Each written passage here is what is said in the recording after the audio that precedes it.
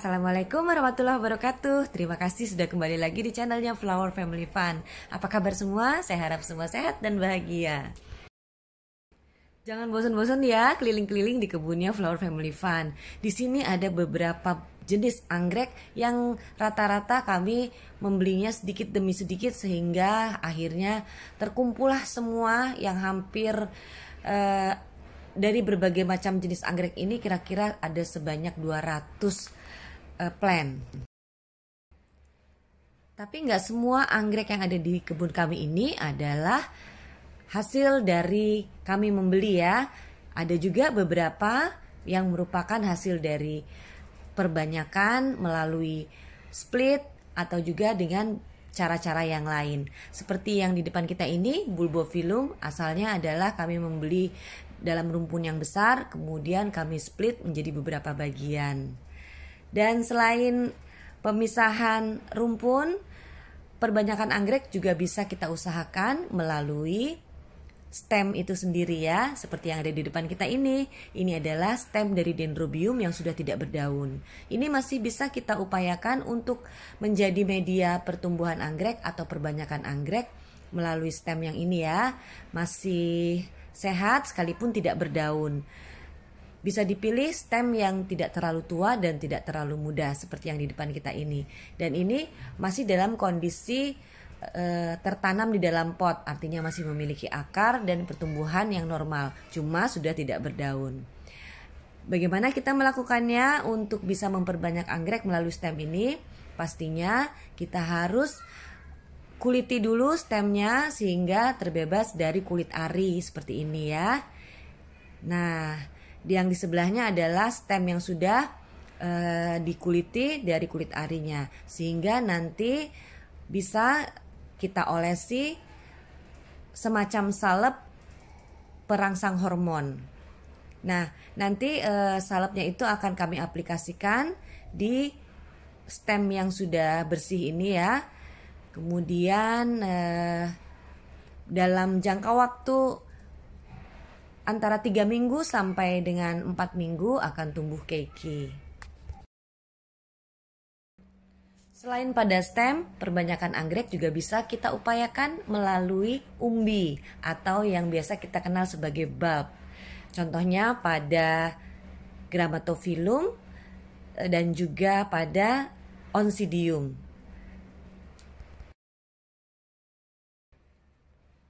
Khusus untuk Grammatophyllum dan Oncidium, saya belum pernah mencoba menggunakan salep perangsang hormon untuk menstimulasi pertumbuhan keiki atau anakannya ya. Jadi di sini salep hormon itu biasanya digunakan hanya pada stem dari Dendrobium atau pada Phalaenopsis. Nah, ini adalah stem yang sudah ditumbuhi oleh keiki atau anakan setelah diolesi salep hormon dalam jangka waktu 3 sampai dengan 4 minggu. Kemudian setelah keiki itu menumbuhkan akar sebanyak 3 sampai 5 lembar dan kurang lebih panjangnya 2 sampai dengan 5 cm baru bisa kita pisahkan keiki itu dari batang induknya. Kalau tadi stem yang kita upayakan menjadi media pertumbuhan anakan atau keiki masih tertanam di dalam pot dan bertumbuh secara normal dengan akarnya, kita juga bisa menggunakan stem yang sudah tidak berakar lagi untuk menjadi media pertumbuhan keiki atau anakan. Gimana caranya? Kita ikuti ya. Tapi jangan lupa sebelumnya di subscribe dan dikasih like dan di share di media sosial. Terima kasih. Dan inilah yang saya sebut sebagai metode mini greenhouse.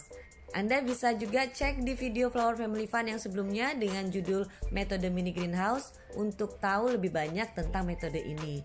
Kita juga bisa menggunakan metode mini greenhouse ini untuk memperbanyak koleksi anggrek kita di kebun ya. Caranya adalah dengan mengupayakan kelembaban dalam sebuah media. Begini caranya nih ya. Jadi stem yang sudah kita pilih yang tidak terlalu tua atau tidak terlalu muda, kemudian masih dalam keadaan segar, artinya tidak lembek atau tidak terlalu kering, ini kita potong-potong kira-kira sepanjang 1 jengkal ya. Dan kita harus mengupayakan buku-bukunya itu masih ada di dalam batang-batang yang kita potong tadi, karena anakan atau keki akan tumbuh pada buku-bukunya.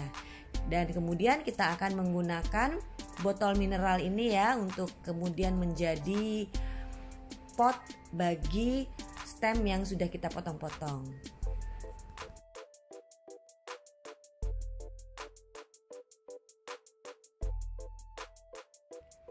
Botol mineral berukuran besar kita potong menjadi 2 bagian.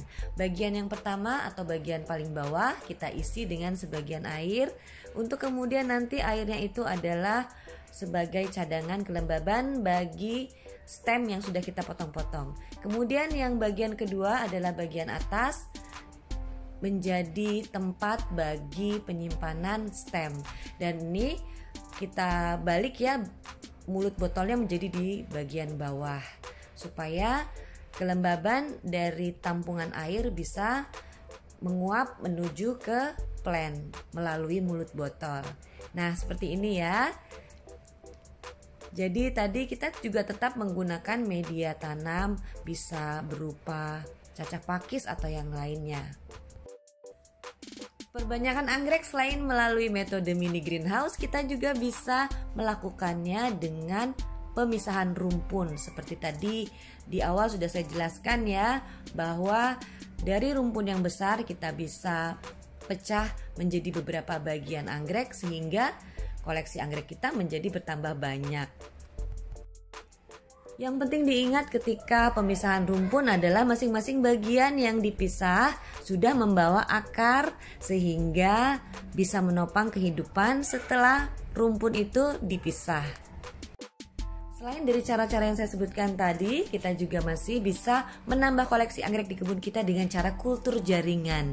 Nah, ini kita bisa dapatkan di nursery atau di marketplace dengan range harga antara 75.000 sampai dengan 175.000. Kita sudah bisa merawat berbagai jenis anggrek mulai dari bibit. Oke, terima kasih sudah bersama Flower Family Fun. Kita ketemu lagi di video berikutnya. Wassalam.